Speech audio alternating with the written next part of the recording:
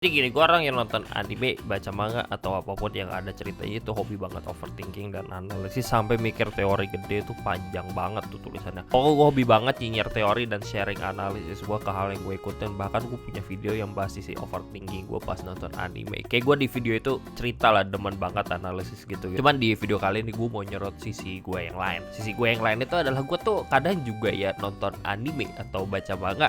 Walaupun gue juga demen analisis kritis, kadang gue tuh nonton anime ataupun baca manga kagak bisa nemu detail-detail kecilnya sama sekali, dan kagak bisa mikir sama sekali gitu. Maksud gue tuh kadang pas nonton anime atau baca manga, kan gue bisa nemu teori, analisis detail kecil atau apalah. Tapi kadang juga pas nonton gue kagak kepikiran hal itu sama sekali, dan gue kagak menemukan hal kayak gitu sama sekali. Jadi gue kadang kagak nangkep gitu loh detail-detail kecil atau apanya. Gue tuh mikir gini, karena ya gimana ya, pas gue selesai nonton anime atau baca manga, gue buka Twitter, gue buka YouTube, buka TikTok, itu mesti selalu ada orang yang langsung analisis, langsung apa ya, kayak nemu detail-detail kecilnya atau apalah. Pas episode itu masih rame diperbincangkan lah mingguan.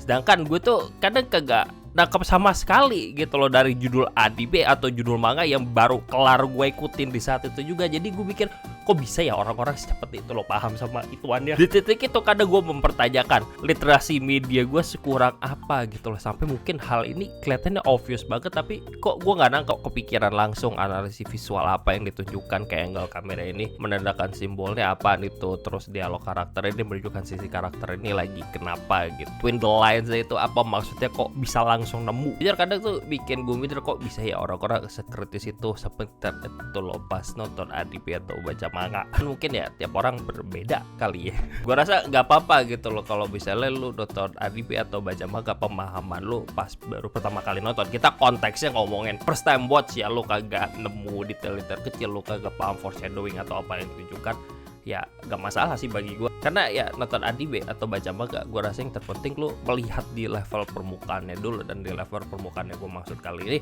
ya apa ya, cerita utama yang ditunjukkan ke lu itu maksudnya apaan. Nah menurut gue mending lihat dulu cerita yang ditawarkan dari apa yang lu lihat dan apa yang lu rasakan pas pertama kali nonton. Gimana nemu detail kecil atau enggak itu urusan belakangan, lu perhatikan dan pahami aja yang di level permukaan yang ditunjukkan. Nah pakai gitu bang, kalau misalnya lu kagak memperhatikan foreshadowing, kagak nemu gitu ya, lu berarti kagak mencari detail-detail kecil ya.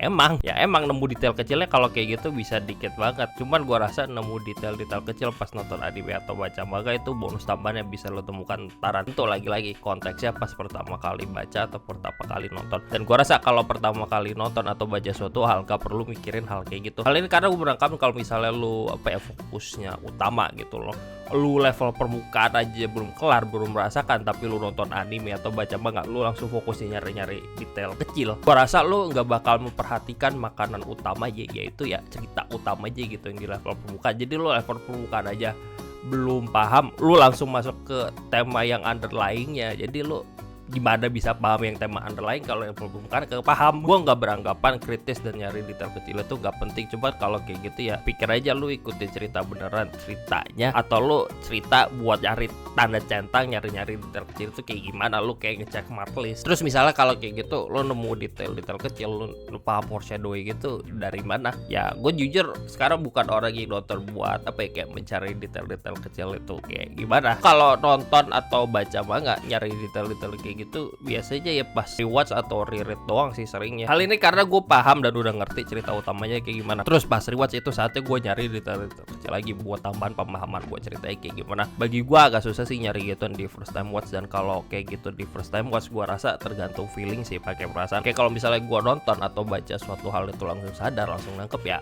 seru gitu loh. Coba kalau kagak sadar ya udah antaran aja, cari lagi gitu pas rewatch, pas reread, atau ya cari orang analisis aja. Ya udah itu jadi bahan belajar tambahan aja gitu pas di tontonan selanjutnya. Tonton pertama itu ya udah lu enjoy aja dulu apa yang ditunjukkan di level permukaan, terus rewatch ya udah lu beneran bisa mengkritisin itu udah enak gitu, lu udah paham baseline ceritanya atau apalah. Terus juga ya mungkin jadi faktor lain ya apa ya, gue tuh sadar gue tuh payah memahami detail-detail kecil atau foreshadowing di series yang condong ke drama. Tapi kalau misalnya gue ngikutin series yang banyak lootnya, action, itu most of the time gue bisa langsung nangkep. Cuman bisa nangkep detail-detail kecil di genre drama itu kalau misalnya gue udah ngerti siapa yang bikin ceritanya, karena gue udah paham sama gaya tertentu yang bikin karyanya. Kayak misalnya gue udah baca banyak manganya, gue udah ngikutin seriesnya dari lama banget, itu gue udah ngeh gitu cara penulisannya gimana. Di anime juga gitu, kalau misalnya gue udah paham gitu pattern anime gimana, mungkin gue bisa nangkep. Jadi apa ya, hal ini kayak bergantung sama sering-seringnya siapa ya, sering-seringnya lu baca manga, nonton anime gitu kali jam terbangnya, yang apa ya, kayak melatih pemahaman lu terhadap suatu cerita. Tentu ini berlakunya kalau nonton dan ngikutin cerita, bukannya matiin otak dan gak mikir belas, tapi ini bisa bekerja. Lu ngelatih itu kalau misalnya walaupun lu sesantai-santainya lu nonton anime atau baca manga, ya lu tetap masih mikir sedikit lah. Paham gak sih? Paham lah ya. Pokok kalau misalnya lu nonton sambil mikir ya pasti kelatih lah gitu loh buat nyari detail-detail kecil gitu. Jadi poin gua di video berantakan kali ini sebagai penutup ya, gak masalah sih kalau misalnya lu nonton anime atau baca manga pas pertama kali ikutin itu gak nemu atau gak langsung nangkep detail-detail kecil atau foreshadowingnya gimana. Karena gue juga gitu, baru nangkep itu seringkali pas rewatch atau reread doang gitu, dan abis orang itu bisa bikin konten bahasa anime itu gue baru langsung ngeh gitu.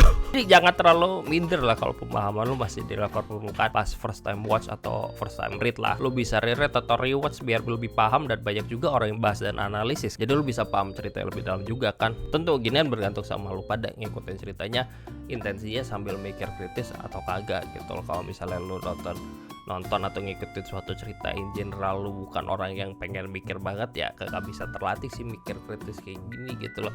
Jadi yaudah ya, penting belajar lah gitu mikir kritis atau apalah, walaupun di level permukaan bagi gua gak masalah, lu bisa belajar pelan-pelan sih. Anyway udah gitu, jadi bye.